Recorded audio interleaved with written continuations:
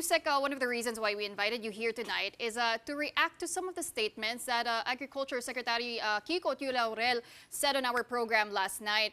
We're going to play some of those sound bites and hopefully we can get your reaction. So first, sinabi po niya nung tinanong namin regarding the inflation of prices on why we have a food security emergency right now in the country, kung meron ba talagang mga rice cartel at ito po yung sinabi po niya.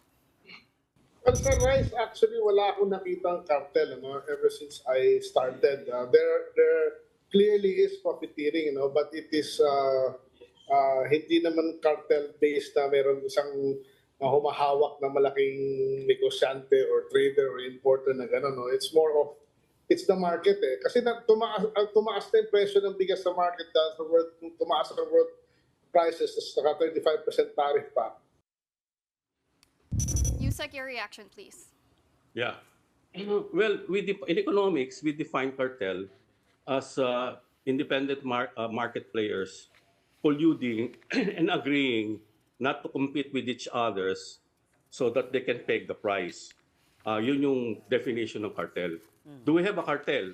That can easily be proven eh. Dali-dali i-prove niya kung wala eh. Kasi otherwise, we will just be anecdotal or something. This sinabi niya to, sinabi niya. It can easily be proven or disproven. This is the way to do it. Bago ko mag-import ng particular commodity like rice, the Bureau of Plant Industry issues what we call sanitary and phytosanitary certificates. Yan, parang public health safety standards.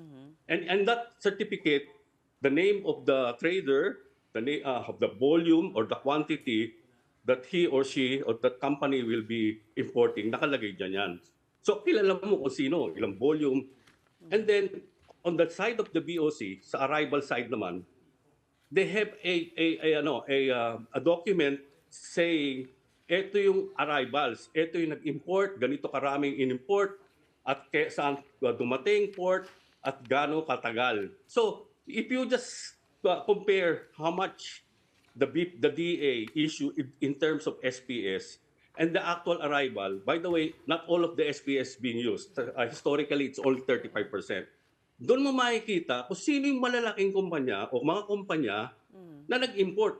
The problem is that that kind of data that should have been digitalized, and unfortunately, is not being shared to the public. Dapat makita nila yan. Totoo ito talaga. Ito yung nag-import. And some of them actually use dummies in the importation. So meron nga ba? So meron. Meron ba cartel? Dali solve ng problema. Hello, yeah. Okay. Yeah, go ahead please, sorry. Okay, so definitely may cartel. Of course, I'm sure may smuggler na rin kasama dyan, no? Kasi we're piddling about definitions. Pero another issue, and I think, di lang naman ako yung nagsasabi nito, this is time immemorial. Middlemen. Diba? Bumabagsak yung presyo sa pandaigdigang merkado ng bigas. Pero hindi natin nararamdaman. Ang sabi ni Secretary Laurel sa amin kagabi, madaling pa taasin yung presyo, mahirap daw ipababa. Ano yung thoughts nyo dito, Yusek, no? Ano ba yung, bakit ba tong reliance on middlemen? We can't get rid of it. Why are we always so dependent on them? Pwede po ba tanggalin rin ang mga middlemen? Dalawang klase ng middleman ang we're talking about it. Yung tinatawag nating wholesaler. Okay. Yan yung mga big importers or traders. At din yung retailers, yung nakikita mo sa sari-sari store, mga groceries. Ang dali-dali naman solve ang problema. You look at the data ng Food and Agriculture Organization, makikita mo na din yung trends of different varieties, Vietnam, Pakistan, India, na may tinatawag silang 5% broken, basmati rice, 5% broken, etc. etc. Kitang-kita mo na about 6 months ago or so, the price was for 5% broken. Ito yung tinatawag nating well-milled rice. The price was more than 550 per metric ton and above.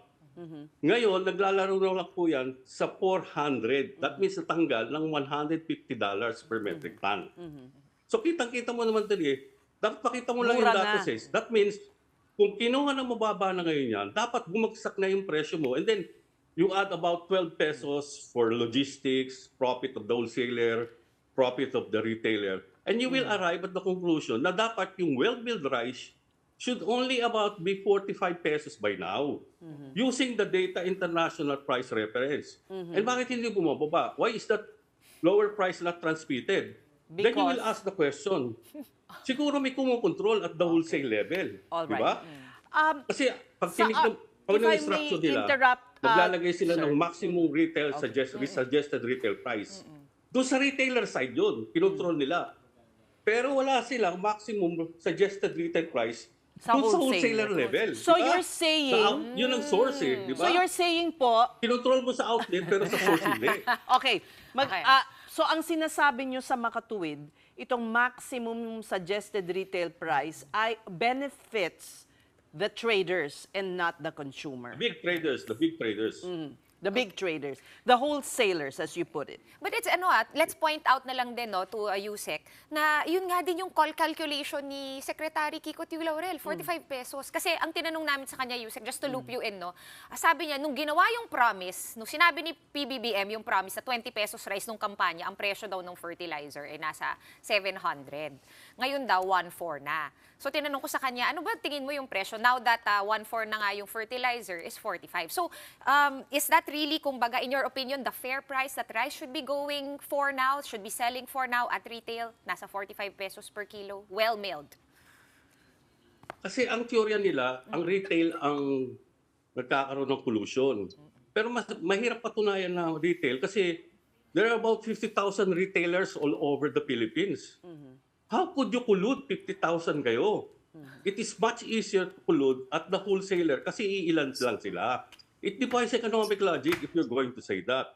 Ngayon, doon sa price ng fertilizer, nung panahon namin, it was hovering around 1,000 to 1,003. Pero yung well-billed rice, 45. So, we're talking about the same, but it actually went during the COVID years Natatawa to lang. almost Bakit? 2,000. Bakit? Wala, parang, Hello? Okay, Are we- parang Okay, nagkaka- mamaya. May Pag-usapan gustong natin. sumali sa ating conversation. So, in other words, kayang makuha yung 45 pesos na price sa well-milled. Ito yung ini-import natin. Pero imposible talaga makuha yung 20 pesos na Per kilo. sapagkat yung palay pa lang, pag binili mo, ang NFA price 23 na. Kasi times 2 yan eh. Convert palay to rice, magiging 2 kilos sa palay, 1 rice. That means 23 pesos times 2, 46 kagad. So how can you hit 20 pesos Okay, so na tama rice? naman nga yung sinabi. Pero, Imposible. so Pwede mong tama. gawin yun, pero babangkaratuhin mo ang gobyerno kasi maglalagay ka ng maraming subsidies. So yun nga, so tama nga yung sinabi ni Secretary Kiko about that, no? Pero with regard to the cartel and whether or not merong cartel, I guess depende na lang. So, finally, before we let you go, Dr. Adriano, ano ang dahilan bakit in denial itong gobyerno nakamute sa katotohanan? Oo, ano. Ay, hindi. Ito na kan. Okay. Ano ba yan? Si Miss Gretchen ata eh. Nasa, Yes, correct. Nakikita yan Nasa room. ni Yusek sa Zoom eh. Siya po yung next kasi. Sige, Yeah, kung I understand. maikli lang, the fact that they're in denial about this, can we assume they're protecting or they refuse to see the reality and so there will be no solution? Ano po ba ang maari nating maging conclusion, Dr. Adriano, sa maikling salita po? Dahil andyan na si Gretchen May nag-aantay. solution po eh, madali eh. Oh. Yung nga, sinabi ko una, ilagay lang yung data. Secondly, the government can talk to big supermarket na kompleto. I will not name names naman, pero alam naman yun, yung big malls and something like that. They have the logistics, they have the warehouses.